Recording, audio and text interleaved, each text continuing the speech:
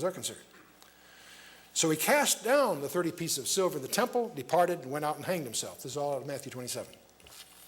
So these 30 pieces of silver, where are they now? They're laying on the temple floor, right? Well, the chief priests took the silver pieces and said, it is not lawful to put them into the treasury because it is the price of blood. There was a rule against that. It was unlawful for the priests to put in the treasury blood money. But you have to remember the chief priests had good CPAs, okay? And they took counsel and bought with them the potter's field to bury strangers in. In other words, what's lurking behind this is they couldn't take the cash and put it in the treasury. That was against the rules. But what they could do, they decided, was to use the cash to prepay some expenses. The temple was liable. If a stranger died in the precincts, they were liable to take care of the funeral and the arrangements. That was an expense of the temple. They had to find someplace to bury him. Well, there happened to be a potter's field that was a bargain deal right now, so they took the cash, bought the potter's field, so they had a field where they could bury strangers in. They're prepaying anticipated expenses.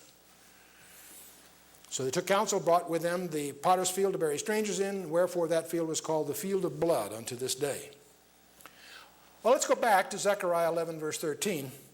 Notice the details that are in this little verse. The price is 30 pieces of silver. Where does the transaction take place? In the house of the Lord, that is in the temple. Who ends up with the money? The guy that owns the field, the potter. Isn't that wild? What's the probability that that just happened by chance? That was random. If I say less than 1 in 100,000, I could say 1 in a million and pull it off. Let's say 100,000. Let's be cautious, okay? Let's take the next one. This one has a lot of personal impact for me. I'll explain why in a minute. In Zechariah 13, verse 6, there's a strange verse. It says, one shall say unto him, what are these wounds in thine hands? And then he shall answer, those with which I was wounded in the house of my friends. I can remember as a teenager coming across this verse, and in those days I was on kind of a kick to collect prophecy verses. So when I found a verse like this, I would type it up on a little card, the verse on one side and the reference on the other, and I'd add it to my collection to try to learn it. And I thought, wow, here's, wounds in his hands and so forth. I thought that's a prophecy of the Messiah. And so I added to my collection. But as I tried to memorize it, I kept stumbling. It didn't make sense. The more I looked at it, the less sense it made. And one shall say unto him, what are these wounds in thine hands? And then he shall answer, those with which I was wounded in the house of my friends. Well, the more I thought about it, I had to admit to myself, that didn't fit the mental image I had. I can't visualize Jesus laying out his hands on these 12 by 12s or whatever they were, and them driving spikes into his hand, the Roman soldiers driving spikes into his hands as being wounded in the house of his friends. That just somehow, I had trouble with that. Until I was reading in John chapter 20. You may recall that first night after the Emmaus Road, that evening, he appeared to the disciples after his resurrection. But Thomas wasn't with him, all right? The next day, they saw Thomas and said, boy, you should have been at the prayer meeting last night. Guess who showed up? And Thomas expressed his famous doubt. He said unto them, except I shall see in his hands the print of his nails, and put my finger into the print of the nails, and thrust my hand into his side, I will not believe. See, Thomas was from Missouri, as we would say in our provincial format. And well, after 8 days, again, the disciples were within, and Thomas this time was with them. Then came Jesus, the doors being shut, and stood in the midst and said, peace be unto you. Then he went over to Thomas. He said, Thomas, reach hither thy finger, and behold my hands, and reach thither thy hand, and thrust it in my side, and be not faithless, but believing. That must have shook up Thomas to realize that Jesus heard every word he says. He hears every word you and I say too. Thomas answered and said unto him, and I visualize Thomas falling on his knees when he says this. It doesn't say that. That's just my interpretation. Thomas answered and said unto him, my Lord and my God. And Jesus said unto him, Thomas, because thou hast seen me, thou hast believed. Blessed are they that have not seen and yet have believed.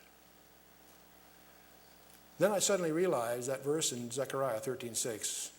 What are these wounds in thy hands? Then he shall answer, those with which I was wounded in the house of my friends. What wounded Jesus was not the nails. It was Thomas's unbelief.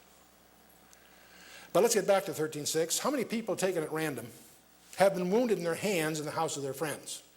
Well, if I say less than 1 in 1,000, am I being generous? I think so. Let's take the next one, number 6. We have to always pick at least one or a couple from Isaiah 53. God says through Isaiah, he was oppressed and he was afflicted, yet he opened not his mouth. He is brought as a lamb to the slaughter, and a sheep before her shearers is dumb, so he opened not his mouth. And of course, we all can't help but remark when we see Jesus in those 6 trials that occurred that night, 3 Jewish and 3 Roman trials. He made no defense. How many prisoners accused of a capital crime, in other words, death penalty, make no defense even though they're innocent? I suspect if you scan the records, you could probably find somewhere someone who was innocent that went to an execution without making defense. There probably have been, maybe, some in it. But if I say there's less than 1 in 1,000, are we together? I think I'm being generous. Okay.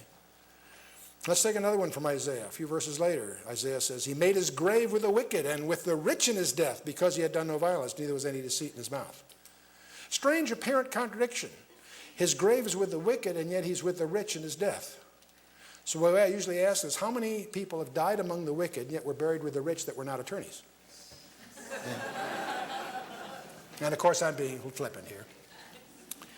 Seriously, how many people have died among the wicked and buried with the rich? Again, if I say less than 1 in 1,000, am I being generous? I think that the intrinsic paradox could be reflected in a higher number, but let's go on.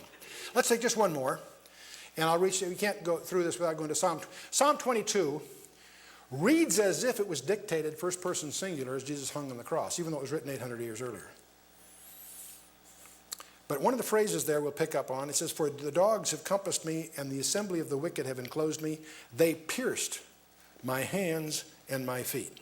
Now what makes this remarkable, this was penned by David 700 years before crucifixion was invented. Remember that in Israel, the form of capital punishment was stoning. When they killed somebody for a crime or whatever, they stoned them. That was the official form of punishment.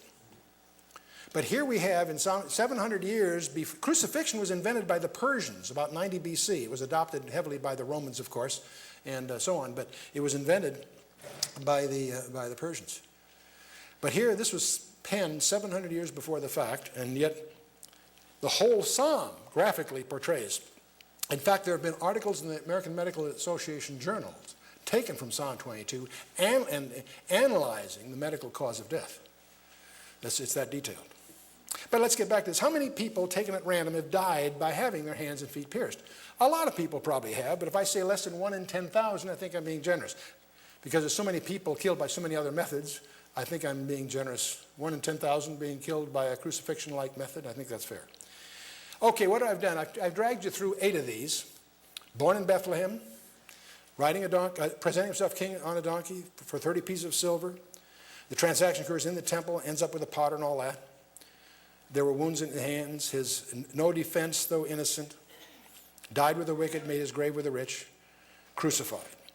Okay, we have these estimates, obviously just loose estimates, but we think cautious estimates. The question now is, what is the probability, given, let's assume for discussion purposes, these probabilities are conservative. In other words, the events are actually even more rare than this, but that's fine. What's the probability that a particular person fulfilled all 8 of these? Well, to do this properly, we have to have a feeling for what's called composite probabilities. So indulge me a little bit further. Let's assume I have a room here of 100 people. And let's assume that 60% of the people in this room are male, and 40% of the people in this room are female. Okay, and let's assume there's 100 of you. What's the probability that if I was blindfolded and I somehow picked one of you at random, that I pick a female? Well, it's pretty obvious. If I have 100 people, I've got 40 females, 60 males, and if they're uniformly mixed up and I touch one, the probability is 40% that I got a female. Are you with me so far? Does that make sense? Okay. Now let me take a different characteristic. Let's assume that I have in this population 60% of you are right-handed and 40% of you are left-handed. And let's also, for the purpose of the discussion, let's assume that those attributes are uniformly distributed.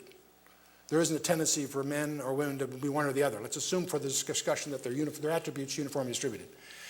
So what's the probability if I blindfolded, touched one of you, got somebody that was left-handed? Again, it would be what? 40%. 40 of you are left-handed, 60 of you are right-handed. If you're mixed up uniformly, I touch one of you, there's a 40% chance. Okay, and the reason I'm building this,